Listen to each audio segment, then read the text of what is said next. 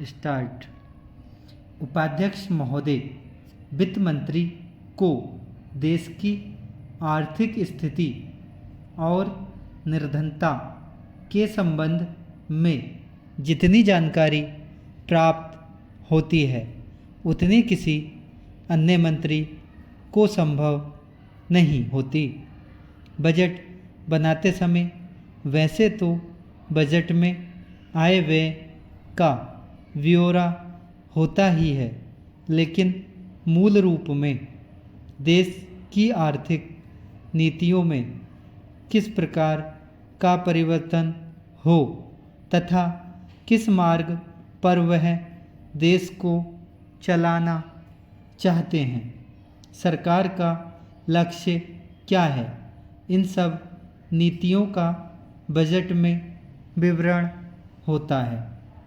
हमारे वित्त मंत्री चाहे जिस पद पर भी रहे हों, चाहे वे मुख्यमंत्री रहे हों या केंद्रीय सरकार में रहे हों, उन्होंने शानदार काम किया। जिस समय उन्होंने बजट प्रस्तुत किया उस समय देश को और विशेष रूप से गरीबों को उनसे बहुत सी आशाएं थीं। देश में लगभग 6 लाख गांव हैं। उनमें जो बेरोज़गारी है, गरीबी है, उसके संबंध में देश की जनता को उनसे बड़ी आशाएं थीं और जनता देखना चाहती थी कि इस अवसर पर सरकारी नीतियों के द्वारा देश को वे क्या मार्गदर्शन देना चाहते हैं। इस दृष्टि से 3 महत्वपूर्ण बातें इस समय देश के सामने थीं। देश का आर्थिक विकास तेजी से हो और अधिक लोगों को काम मिल सके और मूल्यों में स्थिरता आए।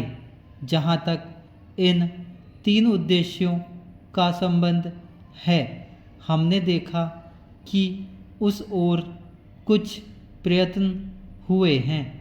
विशेष रूप से गरीबी हटाओ के संबंध में इस देश में जो चर्चा चल रही है, इस देश में कुछ सीमा तक उसका उल्लेख मिलता है, क्योंकि जितने भी प्रत्यक्ष कर लगे हैं वे ज़्यादातर धनी लोगों पर और विशेष रूप से शहर के लोगों पर लगाए गए हैं। इस तरह से जो एक प्रकार की आर्थिक असमानता हमारे देश में चल रही है, उसको दूर करने का प्रयत्न अवश्य किया गया है। लगभग 5 दशक पूर्व जब हमारा देश स्वतंत्र हुआ था, उस समय देश में जितने सरकारी कर्मचारी थे वे ऐसा समझ बैठे थे कि अब तक देश में जिस तरह से अंग्रेज़ों का प्रशासन चल रहा था उस तरह से काम नहीं चलेगा, क्योंकि कांग्रेस के जो नए लोग आए थे, जो मंत्री बने थे, वे धन के मामले में त्यागी आदमी हैं।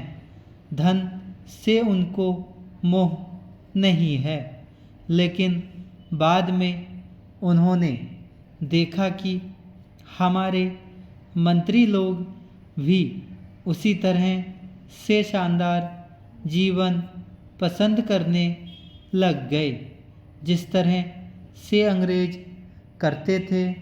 धन्यवाद।